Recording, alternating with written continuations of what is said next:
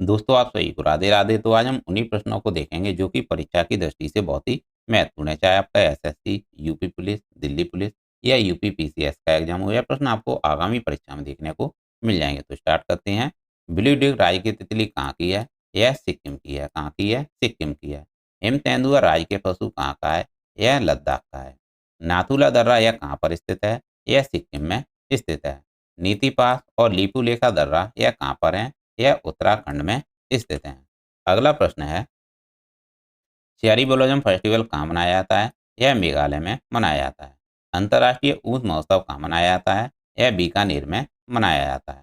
Silent valley कहाँ पर स्थित है? यह केरल में स्थित है। और कथकली नृत्य केरल का ही है, यह भी आपको याद रखना है।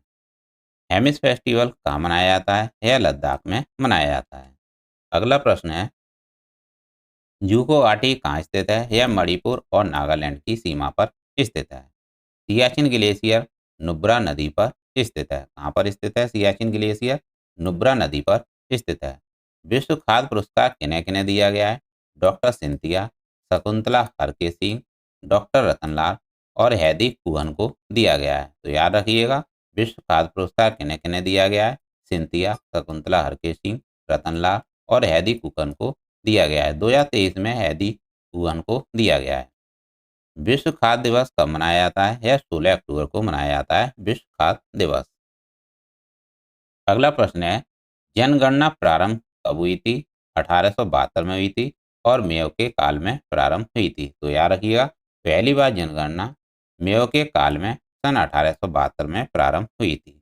जनगणना वैज्ञानिक आधार पर पहली बार किस सन में प्रारंभ हुई थी? सन 1881 में रिपन के काल में प्रारंभ हुई थी। मुख्य निर्वाचन आयुक्त कौन है वर्तमान में? राजीव कुमार हैं। कौन है? राजीव कुमार हैं। और पहले मुख्य निर्वाचन आयुक्त कौन थे? सुकुमार सेन थे। कौन थे? सुकुमार सेन थे। अगला प्रश्न है, गोल्डन पीकॉक पर्यावरण प्रबंधन पुरस्कार 2023 हाल ही में किसे दिया गया है? अदानी ट्रांसमिशन लिमिटेड को दिया गया है। डाक प्रथा का प्रचलन किसने किया था? शेरशाह ने किया था। किसने किया था? शेरशाह ने किया था। अकबर का संरक्षक कौन था? बैरम खां था। अकबर का राज्याभिषेक कालानौर में हुआ था। कहाँ पर हुआ था? कालानौर में हुआ था। अगला प्रश्न है, विश्व पर्यावरण दिवस कब मनाया जाता है? यह 5 जून को मनाया जाता है। गोल्डन कैलासा अवार्ड हाल ही में नानीरा को दिया गया है। और टर्बे पे क्या है? रेजर पे है। मलेशिया मास्टर 2023 का विजेता कौन बने हैं? एच पेड़े बने हैं। अगला प्रश्न है, हेनली पासपोर्ट रिपोर्ट में प्रथम स्थान सिंगापुर का है। किसका है? सिंगापुर का है। विश्व शांति सूचकांक में भारत की रैंक कितनी है? 126 है। कितनी है? 126 है। और खुशहाली सूचकांक में भी भारत की रैंक 126 है। और सबसे खुशहाल देश कौन सा है? फिनलैंड है। और फिनलैंड को क्या कहते हैं? झीलों का देश कहते हैं।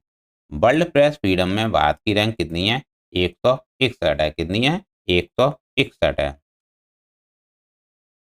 अगला प्रश्न है, हेनली पासपोर्ट रिपोर्ट में भारत की रैंक कितनी है? 80 है। खुशहाली सूचकांक में भारत की रैंक 126 है। और सबसे खुशहाल देश मैंने क्या बताया था? फिनलैंड बताया था, जो कि झीलों का देश कहा जाता है। भुखमरी सूचकांक में भारत की रैंक 107 है। अगला प्रश्न है, एशियाई सर्फिंग चैंपियनशिप 2023 में भारत ने कौन सा पदक जीता है? कांस्य पदक जीता है।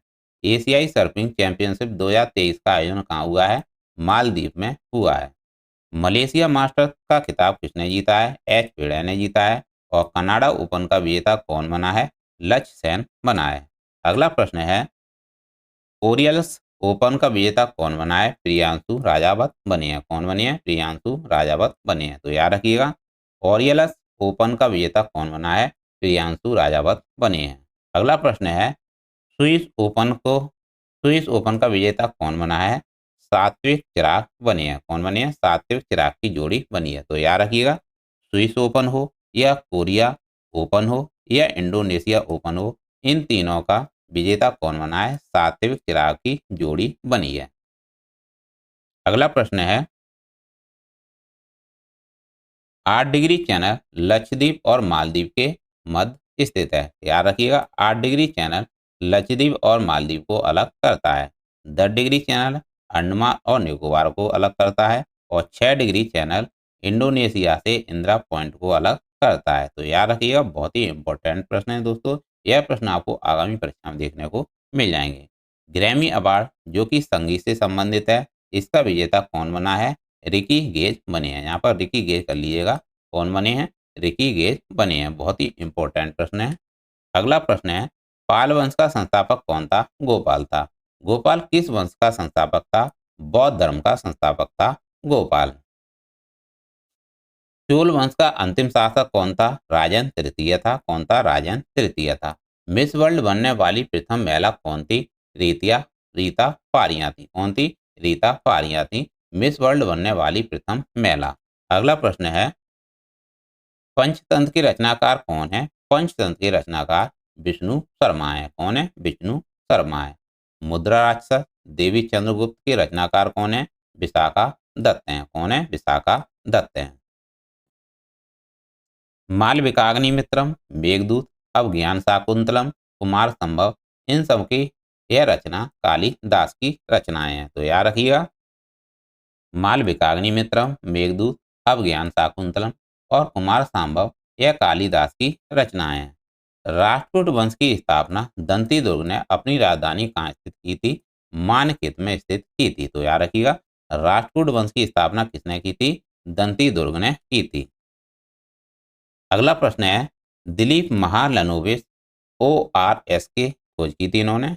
किसकी खोज की थी? ORS की खोज की थी दिलीप महालनोबिस ने, और इन्हें हाल ही में पद्म विभूषण से सम्मानित किया गया है।